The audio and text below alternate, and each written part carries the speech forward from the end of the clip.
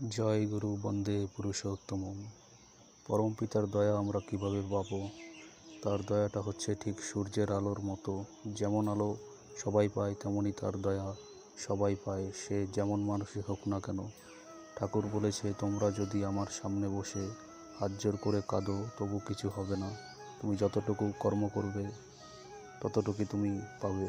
দীক্ষা নিয়ে লাখ বছর বসে থাকলেও কিছু হবে না যদি কর্ম না করি। তার বলাগুলো যেমন একটা পাখা আছে আমার হাতে, সেটার হাওয়া পেতে গেলে তাকে নাড়াতে হবে, তেমনই ঠাকুরের বলা কিছু করণীয় আছে।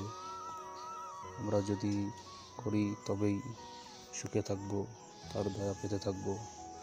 তার নামে পাথর মন, পাষাণ হৃদয় গলে যায়, চোরও সাধু হয়, নামই সর্বশক্তিমান।